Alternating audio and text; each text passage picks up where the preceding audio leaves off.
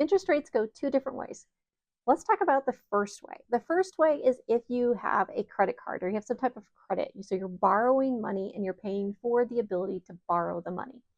Now, credit cards can be a variety of packages on how much you pay on interest. You could have like 0% interest for like you have some type of incentive with a credit card, or all the way up into like the 30s. I recently got a store credit card and I got the renewal for the store credit card and was astounded with the new information about my new credit card and how excited they were to give it to me at 35.1%. That is insane. I have excellent credit rating, 35.1%. Are you kidding me? That is it, just astronomical amount of interest rate to be charging on a credit card. Obviously, I don't use that card because I'm not risking that. The point is that interest rates on credit cards are merely a way to charge you for using the money that the credit card company had. And actually, credit cards didn't used to be called credit cards. They used to be called charge cards.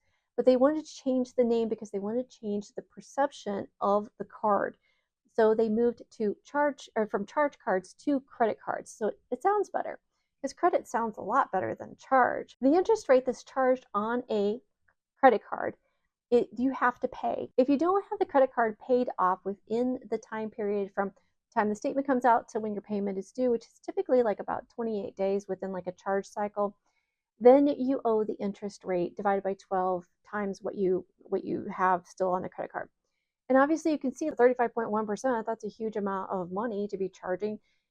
It can add up very quickly over the course of a year. You could be losing thousands of dollars over the course of a year because you borrowed money from a credit card company and didn't get it paid off in time to not incur the charges for the interest. The other way interest goes is in your favor, and that is when you save money and you put it into a savings account.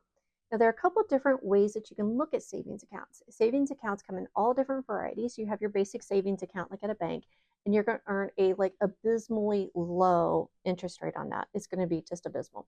A credit union is going to be a little bit higher. And then if you go with a high yield savings account, you're going to have even a higher rate. Once you have your savings account at right around $1,000 and you have about 3 to 6 months of your living expenses saved up into your emergency fund, then you can start looking at putting your money into maybe more diversified things, such as like a brokerage account where you're going to be investing the money. This is, of course, all assuming that you also have put money into your Roth IRA and are saving for your future. Interest can be in your favor or it can be against you. And the best way that you can leverage your money is to not spend it using a credit card so that you're not paying that high interest rate, and instead put it into one of those savings plans so that, one, if you have an emergency fund, you can pay for things that come up. Two, if you have a savings account, you can pay for things that come up. And three, if you have your Roth IRA funded and you also have money in like a brokerage account that you're using as a retirement account, then you are also funding your future retirement that way.